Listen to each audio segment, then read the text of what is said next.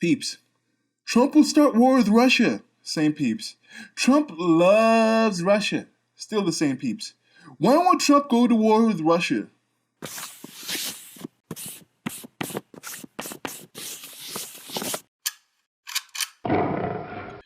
Okay, I'm going to try to post this today after I record this. It's going to be short. Just some my thoughts. My thoughts and some other thoughts. My thoughts and the thoughts that happened.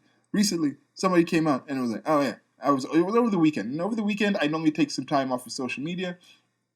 I don't really listen to the news that much. I'm more like just focusing on doing things for myself and other things, and maybe uploading videos, finishing videos, doing some art, doing some things like that. Just other things, non-social media type of news type of things. Take some time off, Silas. Now, I heard spreadingly. I heard through the grapevine, whatever. I still have access to stuff, and apparently there was this thing where Russia has been having bounties on American soldiers, giving the Taliban people saying, yeah, here's a bounty.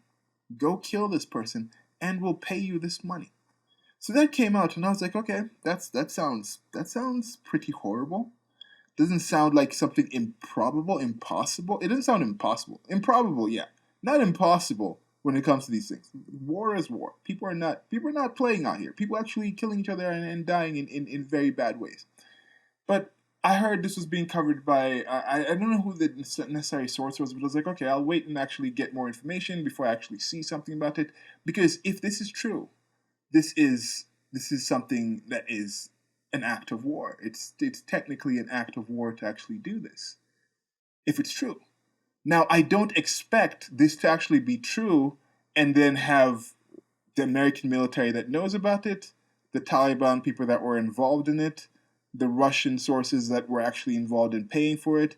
I don't think these people are incompetent enough to actually leave such a clear paper trail or actually come out and admit and be like, yeah, we did it from official sources. So, of course, I expected denials and things like that to come from the U.S. government, from the Russian government. The Taliban, I don't know. They could just be trolling people and be like, yeah, we'll do this. But then I don't know. How many of them are actually still out there? Like, who's actually out there? Who's the spokesperson they actually take their word for? So any of these things. So I didn't expect any of that. But I hadn't actually seen any information about the actual thing. But it turns out this is a report from several anonymous sources had told, I think, the New York Times. And now I just did a quick check. Suspicions of Russian bounties were bolstered by data on financial transfers. I had heard, I'm not going to say this is 100%, I think I heard that some sort of Taliban location was uncovered where there was some dollars hidden and they were like, those dollars might have come from Russia somehow. we've heard of the Russian dossier. That I was watching some coverage from Chaz, that zone in Seattle where some female reporter and her crew were being harassed, and someone was heard on camera being like, and then he went and he paid prostitutes to urinate on him because people still literally believe. Some people literally believe. I don't think this person was trolling. I think people literally believe that Russian dossier that Hillary Clinton's campaign was shown to have actually spent money on that was it was a fabrication. But it was allowed to get out there in the informational sphere enough for some people to actually believe it. Believe it. What was the believe it thing? There's a meme with like believe it. Is it Pokemon? What is the believe it meme? Anyway, coming back to this thing. So it's Naruto. I think I'll try to put that in Naruto. Believe it. Anyway, so you have that out there, and this thing. Do people really dislike Trump enough and are just involved? What is the case?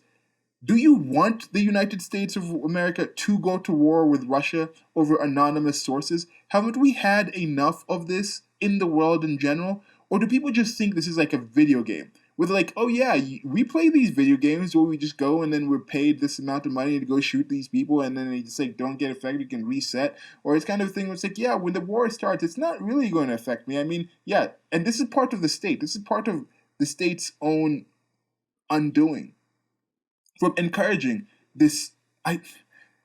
There's something I'm going to post soon that I think everyone should listen to. Is if you listen to this, please check in, like, share, subscribe, hit the notification bell if you're on YouTube or something, because I'm going to post it probably in the next couple of weeks, about Murray Rothbard talking about the difference between libertarians, or what happened with libertarians, socialists slash communists, and conservatives, and just the general political landscape in the United States of America, that might help you understand some of these things. How the state is more the old order, trying to reestablish some of the things and maintain this constant warfare, welfare state. It's a very excellent take on this, and it might make you understand some of the different stratification and issues that we're actually seeing in the world right now, because I think this thing has spread outside of the United States of America. Well, anyway, so and I think he also provides some possible solutions or things to look into to go toward liberty and more freedom and a better world for all of us, which I think, on average, most people listen to this like it, even though they might disagree with some of the suggestions that I have for it, and I might disagree with some of the suggestions you have of it. Okay, so anyway, coming back to this thing. So this constant state of war. So we've been constantly at war. The United States has constantly been at war, but they don't actually see the war. They don't actually have to fight in the war. There's no, they don't feel that there's actually a threat of a draft or having a big World War II type of thing where hundreds of thousands of them are actually getting shot at directly. When they talk about, oh, there's civil war in the United States of America breaking out, they're not actually involved in the front lines. So I think for some people, they're like, yeah, we don't really care if there's war or whatever. War isn't really as palpable to their day-to-day lives and a direct threat. They don't really associate war with a direct threat to their actual physical life, to their actual continued life. So some of them might just be like, yeah, let's just say this. Oh, they're more focused about Trump looking incompetent about this. But then you go with that back and forth. Trump will start war with Russia because he's so incompetent. Then when he gets in, Russians loved him. He got in because the Russians loved him. And then now, oh, Putin is the one who actually was trying to kill him. Maybe he was doing like a rope-a-dope. He was just using Trump to get him in there. And then once he's in there, then he can kill U.S. troops and do these things. These money transfers, these financial transfers, what do you know what these financial transfers are for? How many different wars have we gone to? Like, oh, there's weapons of mass destruction in Iraq. Let's go there and bomb these people and do these things. How many situations do you have, like, with the open mic time with President Barack Obama, former President Barack Obama was like, oh, after I get into the election, we'll be able to talk about these things. Do you actually think that, in general, politicians tell you what's really going on? Not even just national security type of things where they say this is national security and we can't tell you, and in many cases they tell you they can't tell you that stuff. Just in general, do you think on average a politician is telling you most of what is going on, most of the pertinent things? Or is this a lot of things just saying, oh yeah, this person's a great person because of diplomacy, because of the way to actually talk, because of rhetoric? You can't just come out and be like, I hate this person, like this person should just be taken away. No, it's back and forth these things. That's the way people behave in politics. That is what goes on. These financial transfers, what do you think they're for? How do we have proof that it's a bounty thing? Is it? We don't know. Do you think Trump should actually start bombing Russia? What's the solution? What do people think should be done from this? Should we actually now put bounties on Russian diplomats? Is that what they're saying? What is the actual thing they're actually saying should be done by this?